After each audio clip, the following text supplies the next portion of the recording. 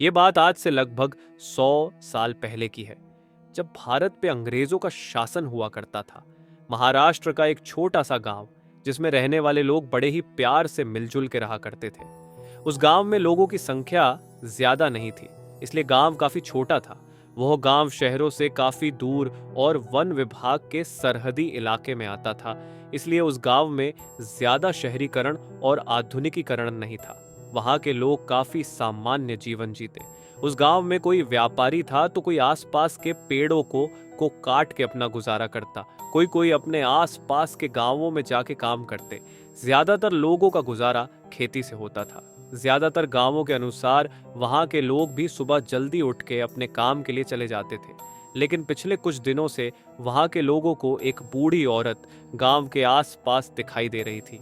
वह उस गांव की नहीं थी, इसलिए वह शायद बाहर से वहां आके अपना गुजारा करने आई हो, ऐसा सबने मान लिया था। वह बूढ़ी औरत गांव के लोगों को धीरे धीरे हर रोज यहाँ वहां दिखने लगी। कभी कुएं के पास तो कभी नदी के किनारे। कभी वह झाड़ू मारती तो कभी पंछियों को दाने डालती हुई दिखाई देती। वह गांव के एक खुले इलाके में ही रहती और वहीं सो जाती। उसके पास कोई घर या झोपड़ा नहीं था। वह औरत काफी खराब हालत में दिखाई देती। उसका शरीर काफी दुबला था। वह कमर से मुड़ के चलती। वह कभी कभी गांव के लोगों के पास से खाना मांगती तो कभी कभी करने को काम मांगती। उसके शरीर की चमड़ी अब लटकने लगी थी। चेहरे पर झुर्रियां भी काफी थी। वह औरत काफी लाचार और बेबस दिखाई देती। इस वजह से गांव के लोगों को उस पे दया आई, इसलिए गांव के लोगों ने मुखिया से बात की। लेकिन गांव में ऐसी कोई जगह नहीं थी जहां कोई घर बन सके, इसलिए गांव के लोगों ने गांव से थोड़ी दूर जंगल के पास एक अच्छी जगह पे कुटिया बना दी। साथ ही साथ गांव के किसानों ने थोड़ा थोड़ा अनाज भी उसको दिया। ऐसे करते करते वह अपना गुजारा करती। ऐसे ही समय बीतता गया। सब कुछ ठीक चल रहा था। उस औरत को गांव के पास रहे 4 साल हो चुके थे। लेकिन एक दिन अचानक गांव के जानवर एक एक करके गायब होने लगे। शुरू शुरू में तो किसी को इस बात की भनक नहीं लगी, ना ही एहसास हुआ। लेकिन थोड़े ही दिनों में उनके गायब होने की संख्या बढ़ने लगी। गांव की भेड़, बकरियां और मुर्गियां काफी ज्यादा मात्रा में गायब होने लगी। उसके बाद धीरे धीरे करके गांव भैंसे और गाय भी गायब होने लगी। गांव वालों ने सभी जानवरों को बहुत ढूंढा। आसपास के गांवों में भी गए, यहाँ तक कि जंगल के अंदर भी गए, लेकिन उनका कोई अता पता नहीं था। इस वजह से गांव के अंदर अब डर का माहौल बन चुका था। सब यही सोच में थे कि ये कौन सी नई मुसीबत उन पे आ पड़ी है। ये मुसीबत कोई और नहीं बल्कि वही बूढ़ी औरत थी। हकीकत में वो एक डाकिन थी, जो धीमे गांव के जानवरों को खा रही थी। उसकी जीभ पर मांस का स्वाद चढ़ चुका था। अब तक तो वो सिर्फ जानवरों को ही खाती थी, लेकिन अब उसे इंसानी मांस खाने का विचार आया। उसने छोटे बच्चों का मांस खाने का ठाना। ऐसी डाकिन को महाराष्ट्र के क्षेत्र में चेटकिन के नाम से जाना पहचाना जाता है। वह जादू टोना करने में माहिर मानी जाती है। वह किसी को भी मिट्टी बना सकती थी। उससे पहले वह उस पर जादू टोना करती, उसके बाद उसकी बलि देती और उसके बाद उसको खाती। इंसानी बलि देने का सबसे अच्छा समय पूर्णिमा के होता है, इसलिए उसने आने वाली पूर्णिमा को गांव के किसी बच्चे की बलि देने का सोचा। थोड़े दिनों बाद पूनम की रात आती है। वह अपने इरादे में सफल भी हो जाती है। वो गांव से एक बच्चे को उठा के अपनी कुटिया में ले जाती है। लेकिन जब वो अपनी कुटिया में उस बच्चे को ले जा रही थी, तब एक कटियारा वहां से पेड़ काट के गुजर रहा था। तो उसने उस औरत को बच्चे के साथ देख लिया।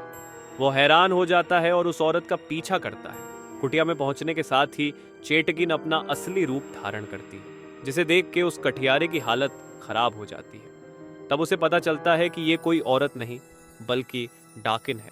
चेतकिन का असल रूप देख के वह बच्चा बेहोश हो जाता है। वह उस बच्चे को एक टोकरी में रख देती है और टोकरी बंद करके अपनी साधना में लग जाती है।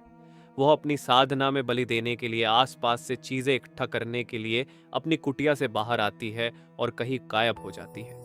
रात के समय में उसको कुटिया से बाहर जाता देख वह आदमी जल्दी से उसकी कुटिया में जाता है। वहां इधर उधर मांस के टुकड़े पड़े थे। जानवरों की कई सारी हड्डियां वहां मौजूद थीं।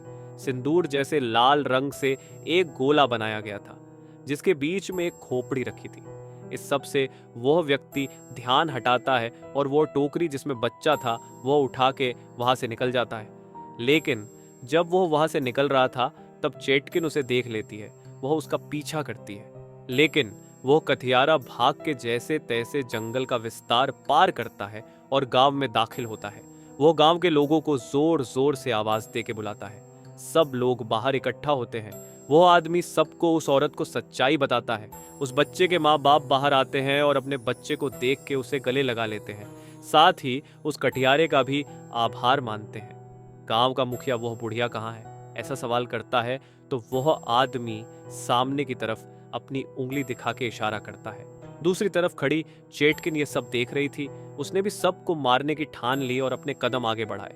चेटकिन किसी पे हमला करे उस पहले सब लोगों ने धारदार हथियार और दूसरी चीजें चेटकिन की तरफ फेंकना शुरू कर दी, लेकिन जैसे तैसे करके वह उससे बच गई।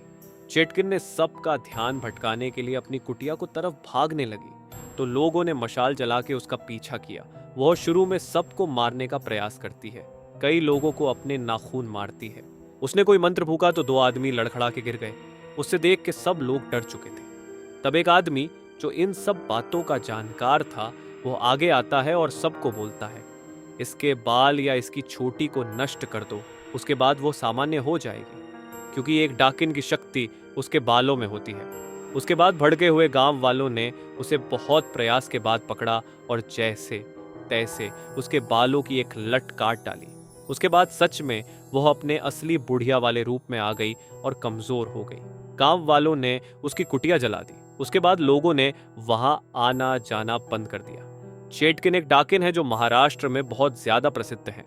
आपने जो अभी पढ़ी वो चेटकिन के बारे में महाराष्ट्र में प्रसिद्ध सबसे प्रसिद्ध दंतकथाओं में से एक है।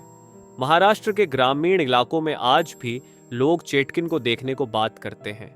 चेटकिन का पहनावा महाराष्ट्रियन स्त्रियों जैसा ही होता है। वह लोगों को जितनी बार भी दिखी है तो एक बुढ़िया के रूप में ही दिखी है। वह रूप बदलने में माहिर मानी जाती है। अगर वो सामान्य लोगों के साथ भी रहे तो कोई उसे आसानी से पहचान नहीं पाता।